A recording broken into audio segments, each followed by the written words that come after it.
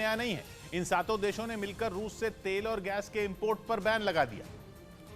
लेकिन यह बैन लगाने की कोई डेडलाइन नहीं बताई, बस ये बताया कि रूस पर दबाव बनाने के लिए वो उसके तेल और गैस पर जल्द से जल्द पूरी तरह बैन लगाएंगे। G7 देशों में America, Germany, France, Italy, Britain, Japan और कनाडा शामिल हैं। हैरानी की बात यह कि इन 7 देशों में अमेरिका समेत कुछ देश तो पहले ही इस तरह का ऐलान कर चुके हैं, जबकि जर्मनी और फ्रांस यूरोपियन यूनियन के सदस्य हैं। तो इस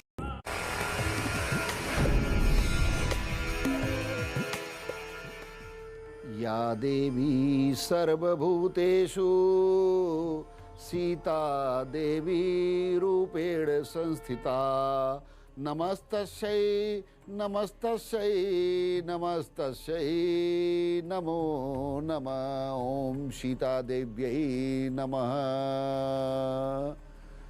आज माता सीता का जन्मोत्सव है। माँ सीता पृथ्वी से प्रकट हुई, ऐसा हुआ तो हुआ ही, इसके पीछे एक दैवीय लीला है, एक आकाशीय संयोग है, ईश्वर की माया है। ज्योतिष के सूत्र से जुड़े हुए संयोग जो ये बताते हैं कि हजारों लाखों साल से इस विद्या पर विश्वास कैसे जमा है, क्या इसका ऑथेंटिकेशन है, क्या प्रमाण है। और आज आस्था से जुड़े हुए इस विज्ञान पर हमारा विश्वास और बढ़ाएंगी माँ सीता की कथा, अद्भुत कथा। आज भगवान राम की अर्धांगिनी माता सीता का जन्मोत्सव है। सीता जयंती, सीता का प्राकट्योत्सव उत्तर भारत से लेकर के मिथिला तक प्रचलित है। जनकपुरी तक आनंद का दिवस है, उल्लास का दिवस है। क्यों, ये बताएंगे आज का पंचांग और फिर उससे जुड़ी कहानी। नमस्कार, मैं हूं डॉक्टर शशांक। आपकी राशि की किस्मत में आज क्या लिखा है, क्या भाग्यफल है, 12 राशियों से जानेंगे। माता सीता का आशीर्वाद कैसे प्राप्त करें, कैसे आपका भाग्योदय हो। कुंडली नहीं है तो जन्मदिन, जन्म तारीख के आधार पर किस्मत का कैलेंडर देखेंगे और देखेंगे ये भाग्य का क्या संकेत मिल रहा है। आपके नामाक्षर से आपका भाग्योदय कैसे होगा, हस्तरेखा में वो अद्भुत रहस्य क्या हैं जो आपके जीवन को एक नया मोड़ देंगे, आपके जीवन को भाग्योदय में परिवर्तित कर देंगे, वो सब जानेंगे। शुभ पर्व की शुरुआत पंचांग से करते हैं। आज का पंचांग 10 मई 2022, बैसाख मास, शुक्ल पक्ष, मंगलवार, 9वीं तिथि, शाम 7:25 तक रहेगी। नक्षत्र मघा नक्षत्र, स्वामी केतु ग्रह हैं, देवता पितृगण है, ध्रुव योग, चंद्रमा सिंह राशि पर अवस्थित है। सूर्योदय का समय 5:32, सूर्यास्त शाम 7:01 के आसपास। राहु काल 3 से 4:30 बजे, सायंकाल 3 से 4:30 बजे। आज अभिजित मुहूर्त 11:51 से 12:43 के मध्य अभिजित मुहूर्त है, विशेष मुहूर्त है। दिशाशूल उत्तर दिशा की ओर यात्रा ना करें, उत्तर दिशा की यात्रा निषिद्ध है। और अगर यात्रा कर दी है तो काला तिल गुड़ खा करके और तिलक लगा करके अपने इष्ट का नाम लेकर के यात्रा कर सकते हैं। अब बात करेंगे माँ सीता के प्राकट्योत्सव की। तो जैसा आज के पंचांग में आपको बताया गया, आज बैसाख मास के शुक्ल पक्ष की 9वीं तिथि है, जिसे सीता नवमी के रूप में जाना जाता है। माँ सीता के जन्म की, प्राकट्य की शुभ तिथि है। कुछ कथाएं आपने सुनी होगी कि माँ धरती से प्रकट हुई, लेकिन ऐसा क्यों हुआ, इसके पीछे क्या रहस्य है, आज आपको उनके दैवीय स्वरूप को मैं सुनाता हूं। उस कथा के श्रवण से आपका भाग्योदय होगा।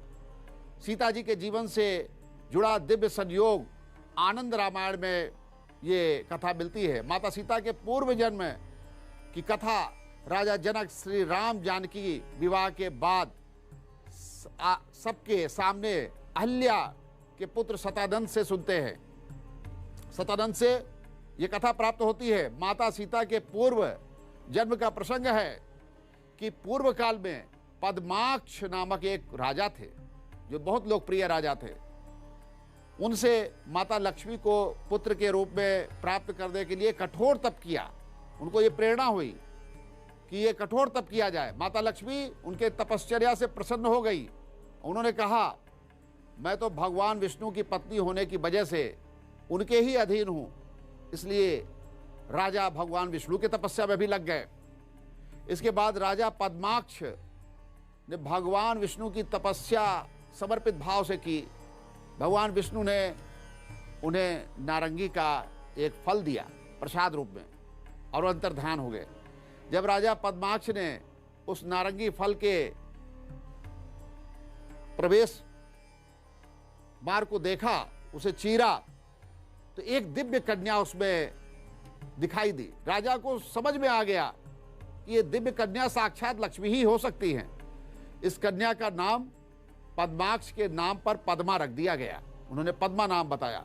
जब पद्मा बड़ी हो गई तो राजा ने उनके विवाह के लिए स्वयंवर का आयोजन किया और वहां आए राजाओं को यह चुनौती दी गई, जो भी अपने शरीर को आकाश के नीले रंग से रंग देगा वही पद्मा का पति होगा। इस चुनौती में विफल रहने पर वहां पद्मा से विवाह करने आए हुए देवता, दैत्य, राजा, समस्त लोगों ने पद्माक्ष पर आक्रमण कर दिया। चूंकि सफल नहीं हो पा रहे थे, ऐसा शर्त था, एक दैत्य के हाथों राजा पद्माक्ष का वध भी हो गया।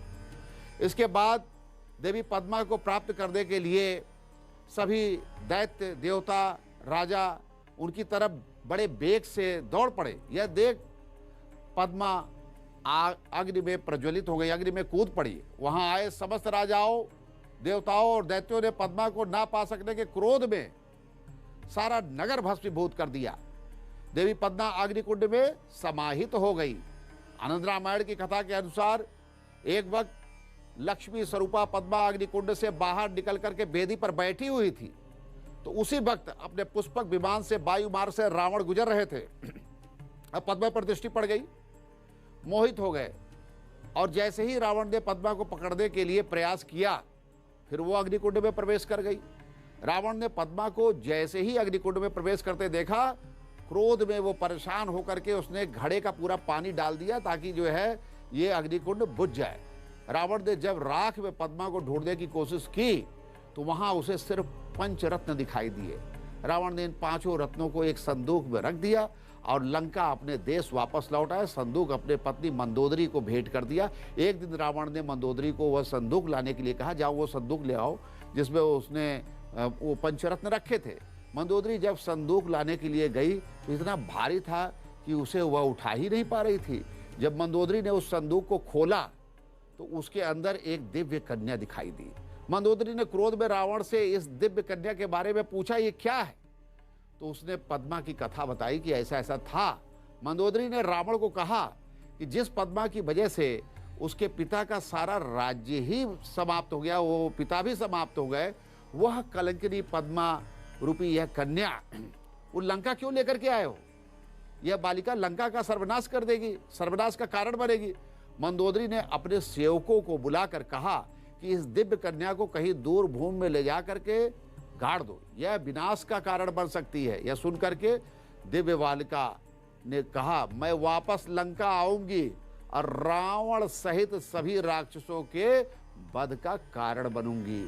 आनंद रामायण की कथा के अनुसार जिस भूमि के अंदर इस दिव्य कन्या को स्थापित किया गया, गाड़ा गया, वह भूमि राजा जनक ने एक ब्राह्मण को दान में दे दी थी। उस भूमि को जोतते हुए उस वक्त ब्राह्मण के हल की सीता फाल से बनी भूमि की रेखा, यह संदूक बाहर निकल आया। अचानक वह संदूक बाहर निकल आया। क्योंकि भूमि के अंदर पाए जाने वाले समस्त प्रकार के संसाधनों पर अधिकार राजा को होता है, भूस्वामी को नहीं। इसलिए उस ब्राह्मण ने उस संदूक को राजा जनक को ले जाकर के समर्पित कर दिया। राजा जनक ने जब इस संदूक को खोला तो उसमें दिव्य कन्या दिखाई दी, माता सीता के रूप में। आपको पता है कि रामायण, वाल्मीकि रामायण ने भी यह लिखा है, स्पष्ट रूप से वहां पर है। आनंद रामायण भी महर्षि वाल्मीकि से ही जुड़ी हुई है। खैर, अब बात आज के ज्योतिष सूत्र की, और इसके बारे में हम बात करेंगे पुष्य नक्षत्र, जिसमें पुष्य नक्षत्र में माँ सीता का आविर्भाव हुआ। आपके लिए पुष्य नक्षत्र और उसके देव बृहस्पति कुंडली में क्या लाभ हानि कर रहे हैं, ये सब हम जानेंगे। लेकिन पहले जानेंगे प्रारंभ की 4 राशियों का भाग्यफल क्या है। मेष राशि, परिवार में सुख, शांति, समृद्धि, धन वृद्धि, मान वृद्धि, सम्मान वृद्धि, बहुत शुभ समय है। लेकिन आपके शरीर में पीड़ा और कष्ट रहेगी, शरीर में वेदना हो सकती है। थोड़ा स्वास्थ्य का ध्यान दीजिए और संयमित रहिए ताकि आपका दिन शुभ हो। वृषभ राशि, बच्चों की शिक्षा पर आपको विशेष ध्यान देना है, विवादों से आपको बचना है और किसी भी तरह के निवेश से बचे। आज निवेश नहीं करना है, निवेश किए तो धन हानि तय है। मिथुन राशि, ग्रहों के कुछ ऐसे संयोग बन रहे हैं कि मिथुन राशि के जातकों के लिए पारिवारिक क्लेश और विवाद उत्पन्न हो सकता है। शांति और संयम से चलिए, क्योंकि शांति संयम रखेंगे तो घर में भी विवाद से बचेंगे, कार्यालय में भी, ऑफिस में भी, दफ्तर में विवाद से बचेंगे। और पेट से संबंधित तकलीफें, उदरभाग और रक्त विकार की संभावना, यदि रक्त विकार में कुछ तकलीफें ऐसी पड़ सकती, खासकर जो बीपी के पेशेंट हैं, मधुमेह के हैं या इसी तरीके से रक्त विकार जनित रोगों के हैं, उनको सावधानी रखनी होगी। कर्क राशि, परिवार में भावनात्मक वातावरण रहने वाला है, बहुत अच्छी अनुभूति होगी, सुखद अनुभूति होगी, इसी से परिवार का विकास होता है। किसी भी तरह के विवाद से आपको दूर रहना है, धन हानि, मान हानि से आपको बचना है। थोड़ा मानसिक कष्ट होगा, किसी बात को लेकर के आप दुखी हो जाएंगे, परेशान मत हो। भगवान गणेश जी की कृपा से सब शुभ होगा, सब रास्ता निकलेगा, सब मंगलमय होगा। माता सीता का जन्म वैशाख शुक्ल पक्ष की 9वीं, जो कि पवित्र तिथि है, और पुष्य नक्षत्र भी था। पुष्य नक्षत्र के ग्रह देवगुरु बृहस्पति हैं। देवगुरु बृहस्पति भाग्य वृद्धि के प्रमुख कारक माने जाते हैं।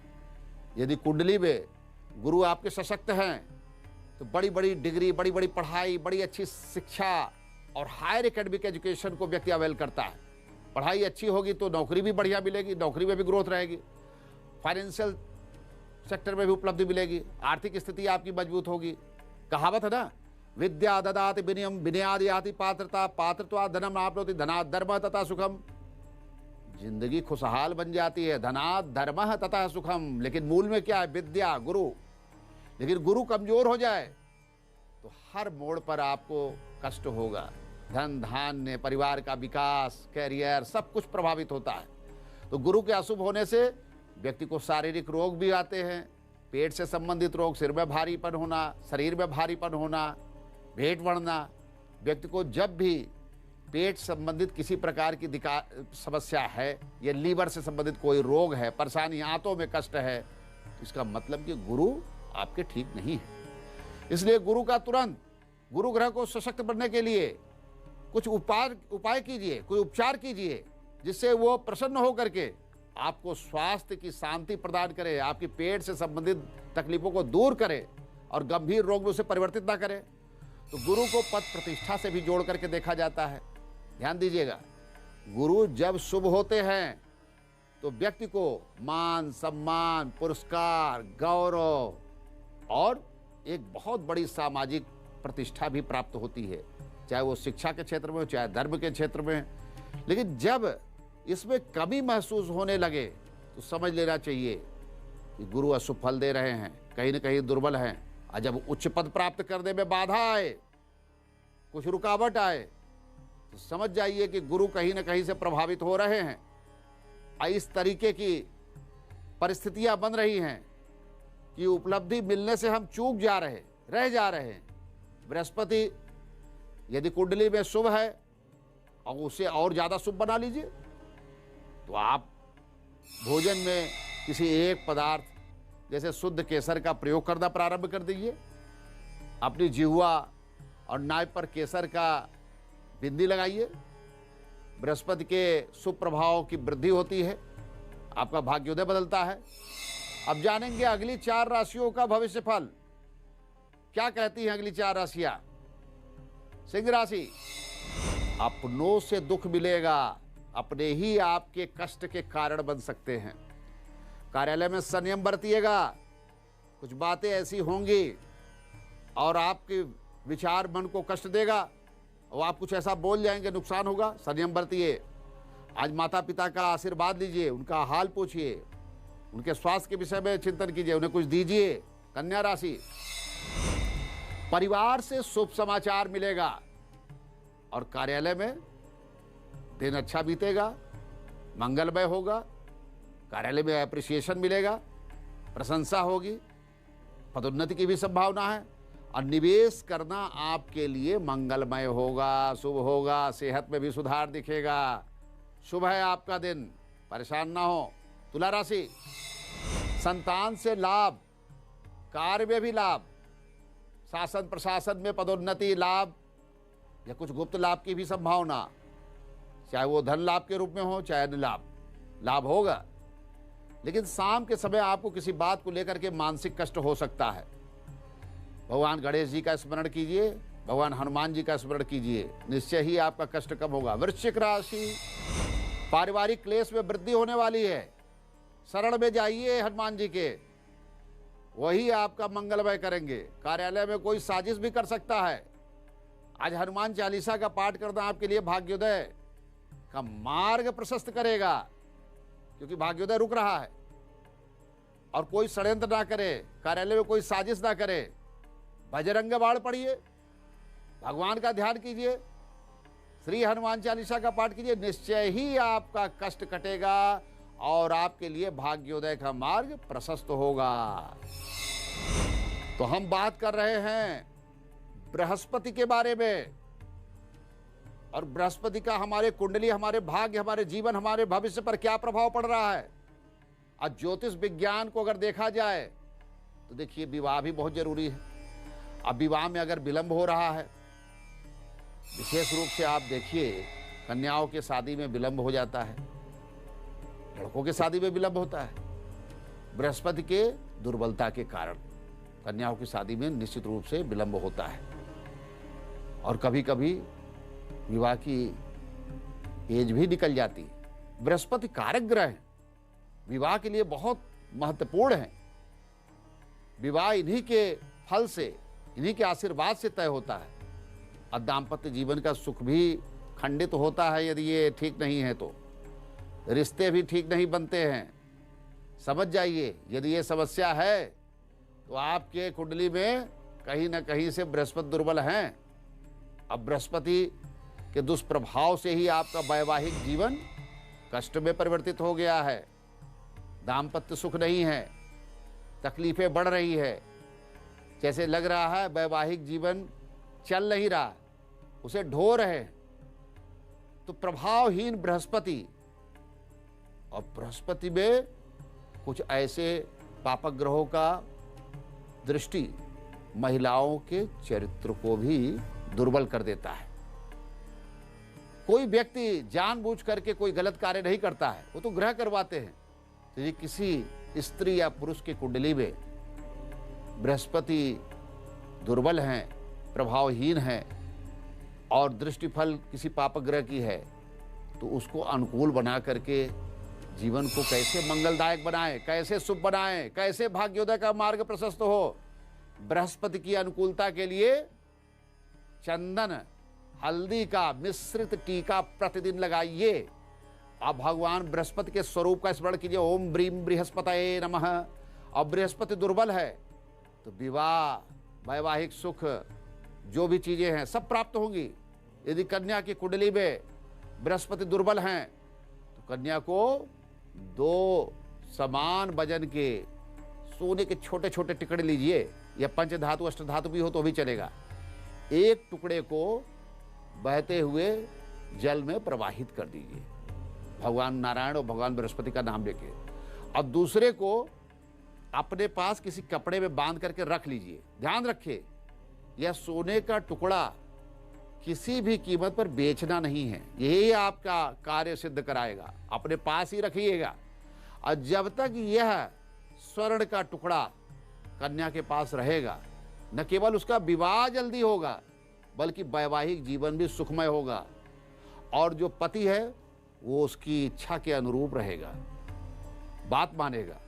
सामंजस्य रहेगा। यदि कोई व्यक्ति सोना भेंट करने की स्थिति में है तो उसे केसर हल्दी के समान तौल वाला पुड़िया बना करके दे दीजिए। इसी तरीके का काम आप करते हैं तो निश्चित रूप से आपके बृहस्पति सबल होंगे और आपकी जो वैवाहिक जीवन से संबंधित समस्याएं हैं उनका निराकरण होगा। बात करेंगे अगली 4 राशियों की। धनु राशि।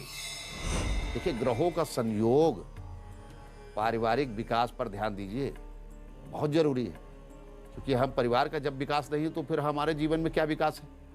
कार्यालय में आज आपकी प्रशंसा होने वाली है, थोड़ा संभल कर धैर्यपूर्वक रिजर्व रहिए। और निवेश के लिए अच्छा समय है, सेहत भी ठीक रहेगी। मकर राशि। ग्रहों का कुछ संयोग है जो परिवार की समस्याओं का आप समाधान कर लीजिए तो ज्यादा अच्छा है। कल को बड़ी समस्या बन जाएंगी, छोटी समस्याएं बड़ी समस्या बन गई तो समाधान भी मुश्किल होगा। धन हानि का योग है, मान सम्मान को ठेस पहुंच सकता है। शरीर में आलस्य, भारीपन, नकारात्मक भाव आएगा, स्वास्थ्य अच्छा नहीं रहेगा। थोड़ा विश्राम कीजिए, भगवान का स्मरण कीजिए और हनुमान जी का स्मरण कीजिए और श्री हनुमान चालीसा को पढ़ने के बाद किसी व्यक्ति को कुछ दान दे दीजिए। कुंभ राशि। परिवार से शुभ समाचार मिलने वाला है। बच्चे कहीं भी हैं, कुछ अच्छा होगा, उनसे बातचीत कीजिए, उनको मोटिवेट कीजिए, शुभ समाचार मिलेगा। संतानों से लाभ होगा, कार्यक्षेत्र से भी लाभ होगा। माता पिता का ध्यान दीजिए, उनका आशीर्वाद लीजिए, उनकी समस्याओं को पूछिए, उन्हें संतुष्ट कीजिए, तभी कामकाज व्यापार में प्रगति होगी, नहीं तो कामकाज व्यापार सब प्रभावहीन हो जाएगा। मीन राशि। देखिए, गोचर के जो परिवर्तन हैं, पति पत्नी आपस में सामंजस्य बना ले तो बड़ी अच्छी बात है। यदि सामंजस्य नहीं बनाएंगे तो समस्याएं बढ़ेंगी। और बहुत अच्छा, आप लोग बैठिए, अब पुरानी स्मृतियों को तरोताजा कीजिए, क्योंकि आज की जो समस्या रहती है, समस्या तो जिंदगी भर रहेगी, लेकिन पुरानी स्मृतियों में जा करके अपने मस्तिष्क को रेक्टिफाई कीजिए, माइंड को प्यूरिफाई कीजिए। धन लाभ भी हो सकता है, भाग्योदय, लेकिन अपने सेहत का ध्यान दीजिए। सेहत की गिरावट संभव है और वो एक बड़ी तकलीफ बनेगी। बात करेंगे न्यूमरोलॉजिकल फैक्टर की। और जिनके पास डेट ऑफ बर्थ टाइम नहीं है, जानेंगे उनके भाग्योदय, उनके भविष्य फल को। बात करेंगे 1 नंबर सूर्य। आज कलंक से बचे, अपमान से बचे, कोई ऐसा कार्य ना करे कि आपको कलंक का सामना करना पड़े, अपमान का सामना करना पड़े। थोड़ा धैर्य, संयम और बुद्धि विवेक से चलिए। 2 नंबर चंद्रमा। बहुत सी बार हम रिश्तों को बेवजह खराब कर लेते हैं, आज आपको ध्यान देना होगा। रिश्ते बहुमूल्य हैं, छोटी छोटी बातों में रिश्तों को खराब मत कीजिए। 3 बृहस्पति। धनहानि, धनहानि की प्रबल संभावना है, सतर्क रहिएगा, गलत जगह निवेश नहीं, किसी को पैसा मत दीजिए। 4 नंबर राहु। जीवन से सुखमय कुछ भी नहीं है, इसलिए जीवन को सुख और आनंद का स्ट्रेंथ देने वाला जो भी विषय है वो लाइए। 5 नंबर बुध। मन को शांत रखे, भगवान में मन लगाए, पूजा पाठ में मन लगाए। ये मैं क्यों कहता हूं भगवान में मन लगाए, पूजा पाठ में मन लगाए? क्योंकि आज जो विघ्न बाधाएं आने वाली हैं उनका निराकरण हो जाएगा। इसीलिए ये कार्यक्रम आप देखते हैं ना, तो आपको कष्ट आएगा ही नहीं। यदि आप इसको गौर से देखिएगा, सुनिएगा, न केवल आपकी तकदीर बदलेगी, भाग्य बदलेगा, कष्ट से भी बचेंगे। 6 नंबर शुक्र। सुख शांति के साथ दिन बीतेगा, बहुत अच्छी अनुभूति होगी। 7 नंबर केतु। आज धोखा हो सकता है, धोखे से सावधान रहिए, कोई भी गलत कार्य मत कीजिए। सूझबूझ बुद्धि विवेक से किया गया निर्णय सफल बनाएगा। 8 नंबर शनि। नौकरी और कार्य क्षेत्र में आपको सावधानी रखनी है, गंभीरता से आज आपको दिन गुजारना होगा। 9 नंबर मंगल। गिरती सेहत का ध्यान दे। आज शुभ संकल्प करें कि आज से सेहत को सुधारना हम प्रारंभ कर रहे हैं। आज संकल्प है, आज संकल्प का दिन है कि आज से आप मेडिटेशन शुरू कीजिए, योग शुरू कीजिए, क्योंकि अच्छे दिन अगर हम कोई अपने कार्य को शुरू करते हैं तो वो डिसकंटिन्यू नहीं होता है। नहीं 15 दिन 10 दिन करके फिर आदमी एक्सरसाइज बंद कर देता है। तो सब शुभ होगा। आगे बढ़िए। अब एक संयोग, पहला तो ये कि वैशाख मास का शुक्ल पक्ष है, नवमी तिथि, माँ सीता का जन्म हुआ है। और चैत्र शुक्ल की जो नवमी होती है, भगवान श्री राम का जन्मोत्सव। यानी ये दोनों तिथियां विशेष है। इस तिथि में जो उदया तिथि रहती है या नवमी तिथि रहती है, रिक्ता तिथि है, इस तिथि में शुभ कार्य नहीं होते हैं। अब बताइए, प्रभु राम और सीता जी को किस लिए इस पृथ्वी पर आना था? आप पूरी राम कथा सुनिए, अपने मन को दोहरा लीजिए। भगवान राम की कथा से सब पापक्षय होता है। राम और सीता को यहाँ कोई नया कर्म शुरू नहीं करना था, वो तो लीला के लिए आए थे। उन्हें सामाजिक समस्या, सामाजिक कुरीतियों का नाश करना था और समाज को असुरों से मुक्ति देनी थी। रावण का वध करना था, जिससे सभी लोग पीड़ित थे, देवी देवता। तो ये तिथि चुनी गई, नवमी, दैवीय संयोग की तिथि।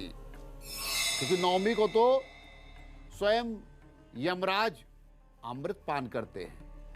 वही नवमी जब आप देवी जी के लिए अनुष्ठान करते हैं, नवरात्र की नवमी जैसे रहती है, वो भी दुष्टों का संहार करती हैं। तो याद रखिए, नवमी तिथि बहुत अहम, बहुत महत्वपूर्ण है। नवमी का संबंध देवी दुर्गा से भी है। नवमी के दिन देवी दुर्गा का भी स्वरूप, उनकी पूजा, उनकी स्तुति, उनका अनुष्ठान, उनका दिव्य तेज और देवताओं के तेज से प्रकट हुआ। असुर महिषासुर के अत्याचार से सभी लोग परेशान थे, पीड़ित थे, सब देवगण पीड़ित थे। भगवान भोलेनाथ एक विष्णु के समक्ष सहायता हेतु गए, तो वहां उपस्थित सभी देवी देवताओं से एक एक तेज उत्पन्न हुआ। उस तेज से एक दिव्य शक्ति का निर्माण हुआ, जिन्हें सिद्धिदात्री, मां भगवती, मां चंडी के रूप में जाना जाता है। और जातक की कुंडली में शत्रु का विनाश करने वाला जो छठा भाव, शत्रु हंता योग, और समृद्धि देने वाला 11वां भाव, इनकी पूजा से सशक्त होता है। मां भगवती, मां चंडी, मां दुर्गा के पूजा से। लेकिन साथ साथ साहस और पराक्रम देने वाले तृतीय भाव में भी जबरदस्त ऊर्जा आती है। तो इस नवमी को आप अपनी शक्ति बढ़ाने के लिए, अपनी ऊर्जा बढ़ाने के लिए, अपने भ्रम को दूर करने के लिए मां भगवती का उपासना कीजिए, उनका आशीर्वाद प्राप्त कीजिए। देखिए, हमने आपको बताया, 2 मंत्र बतला रहा हूं। ओम क्लीम, ओम क्लींग सीता देव्यै नमः। ओम क्लींग सीता देव्यै नमः। इस मंत्र की शक्ति से यदि 108 बार डेली करते हैं और आज से शुरू करते हैं, शत्रु भय समाप्त हो जाएगा, शत्रु पराभव होंगे।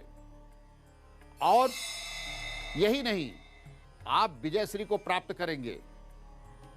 उनके शत्रुओं को लेकर के जो भी विघ्न बाधाएं आ रही हैं, आप सशक्त हो जाइएगा, सबल हो जाइएगा। क्या मंत्र है? ओम क्लीं सीता देव्यै नमः। धन प्राप्ति में विघ्न बाधाएं आ रही हैं, ओम श्रीं सीता देव्यै नमः। ओम श्रीं सीता देव्यै नमः। विद्या लाभ नहीं मिल रहा है, ओम ऐं सीता देव्यै नमः। ओम ऐं सीता देव्यै नमः। महाकाली, महालक्ष्मी, महासरस्वती, तीनों स्वरूप में आप देवी जी का स्मरण कर सकते हैं। निश्चय ही आपका भाग्योदय होगा और आपके मनोवांछित कार्य पूर्ण होंगे। जिनके पास कुंडली नहीं है, डेट ऑफ बर्थ भी क्लियर नहीं है, वो अपने नामाक्षर से शुभ संयोग को जानेंगे, अपना भविष्य फल जानेंगे। ए सूर्य, मानसिक परेशानी से बचिए, आज चिंता बढ़ेगी। बी चंद्रमा, माता पिता की सेवा में मन लगाइए, वहीं से भाग्योदय है। सी बृहस्पति, रुके हुए काम बन सकते हैं, प्रोग्रेस लेवल बढ़ेगा, हर जगह अप्रिसिएशन मिलेगा। डी राहु, अभिमान में अपना नुकसान मत कीजिए, अभिमान अच्छी चीज नहीं। ई बुध, अपने धन का सदुपयोग कीजिए, धन जेब में रखा हुआ है, परेशान है, ऐसा धन किस काम का है, सदुपयोग करें। एफ शनि, नौकरी और काम काज में सावधानी बरतना पड़ेगा, क्योंकि कोई व्यक्ति आपका नुकसान कर सकता है। जी बृहस्पति, बच्चों की शिक्षा पर विशेष ध्यान दीजिए, उनके बारे में पता कीजिए, एकदम से उन्हें स्वतंत्र ना छोड़िए। एच बुध, पारिवारिक समस्याओं से दूर ना भागे, उसका सॉल्यूशन ढूंढिए, उसे भागने से काम नहीं चलेगा।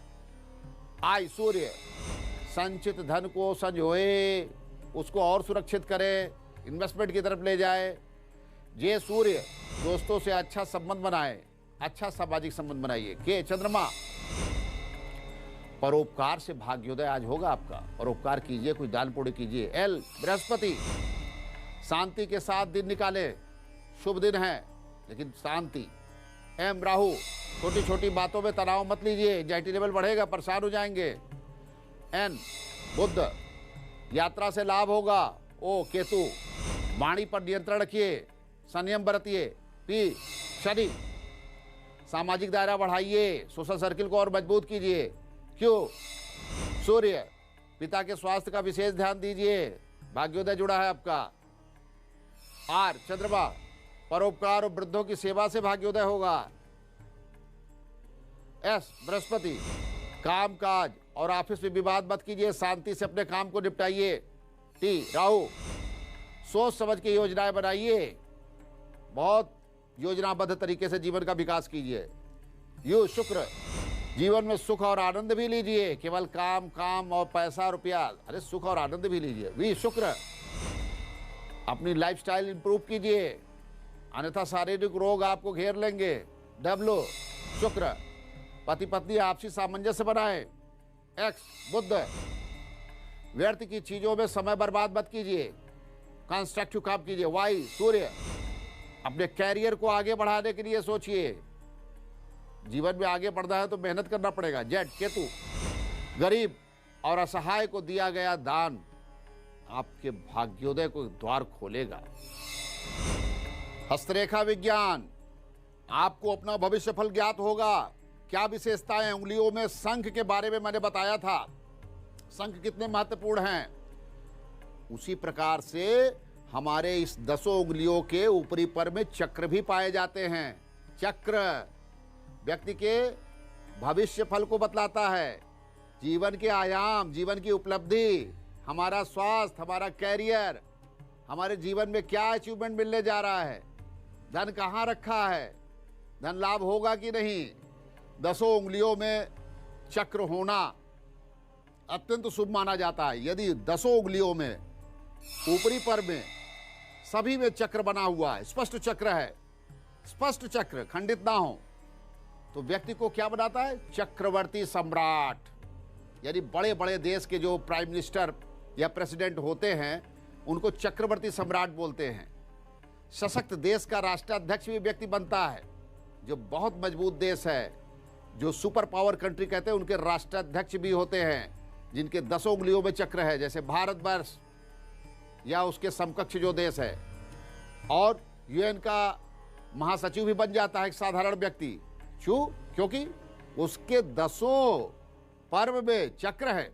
अब बात करेंगे, एक को छोड़ करके 9 उंगलियों में यदि चक्र है तो इंसान को वो भी महान बनाएगा। बिजनेसमैन, बड़ा बिजनेसमैन, धन कुबेर, बहुत सी फैक्ट्री और इंडस्ट्रीज का मालिक। अब बात करेंगे अष्ट चक्र की। यदि हमारे 10 पर्व में केवल 8 चक्र हैं, ऐसे लोग सेनापति बनते हैं, सेनाध्यक्ष, आर्मी चीफ, सीडीएस या सेना के उच्चस्थ पदों तक जाते हैं।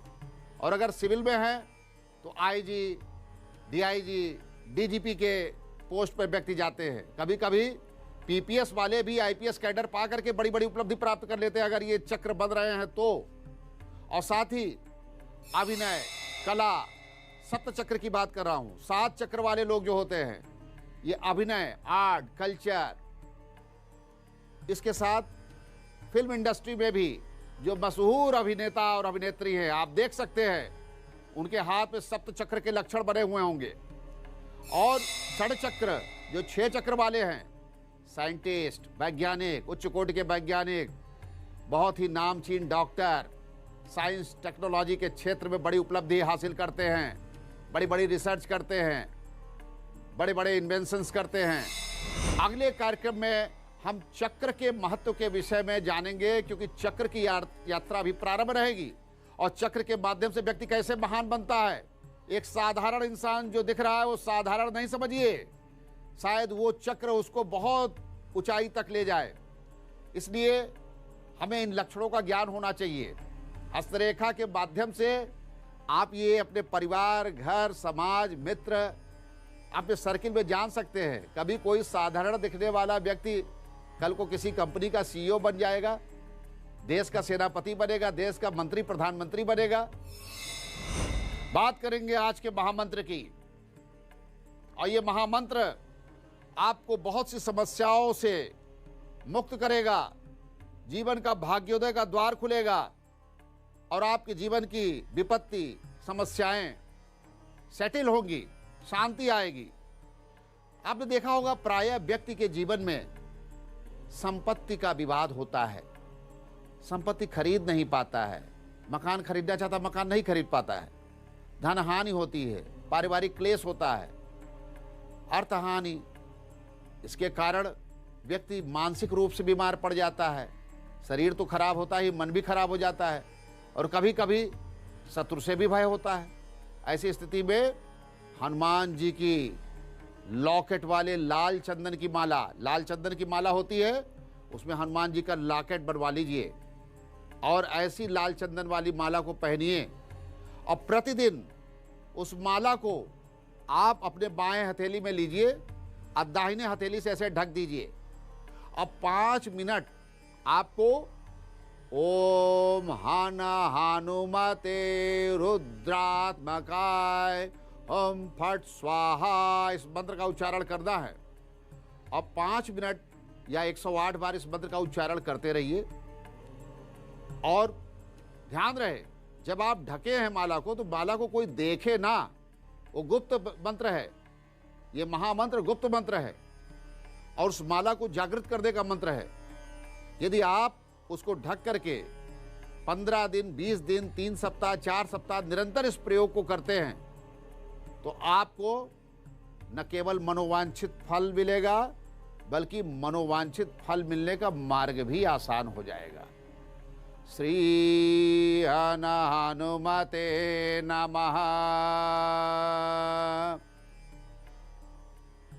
हमने आपको आपके हस्तरेखा में दिव्य रहस्य बतलाए और ये दिव्य रहस्य व्यक्ति के बड़ी से बड़ी उपलब्धियों के कारक है।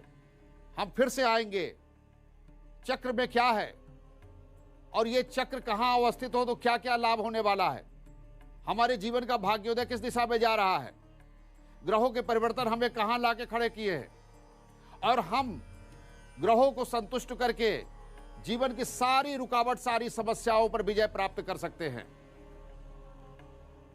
लेकिन हमें वो उपचार भी करने होंगे। सर्वे भवन्तु सुखिनः, सर्वे सन्तु निरामयाः, सर्वे भद्राणि पश्यन्तु, मा कश्चित् दुर्भाग् भवेत्। श्री हनुमते नमः।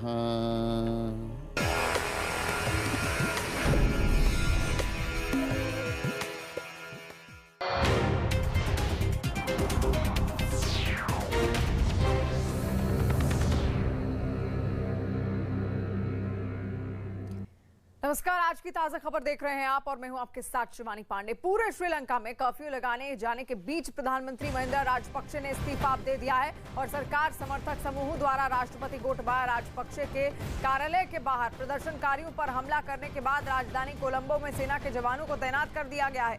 इस हमले में सत्तारूढ़ पार्टी के एक सांसद की मौत की भी खबर आई है और हिंसक झड़प में कम से कम 78 लोग अब तक घायल हो चुके हैं। श्रीलंका में अगले आदेश तक तत्काल प्रभाव से कर्फ्यू लगा दिया गया है। वहीं कानून व्यवस्था की स्थिति को बनाए रखने के लिए हंगामे वाली जगहों पर सेना को तैनात कर दिया गया है। दरअसल 1948 में ब्रिटेन से आजादी मिलने के बाद श्रीलंका अब तक के सबसे गंभीर आर्थिक संकट के दौर से गुजर रहा है।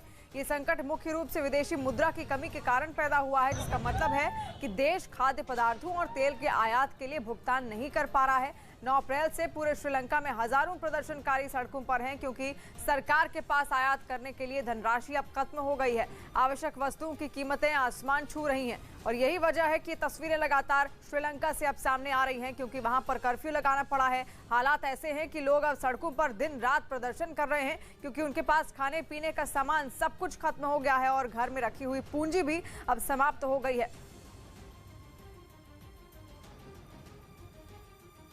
और उधर प्रधानमंत्री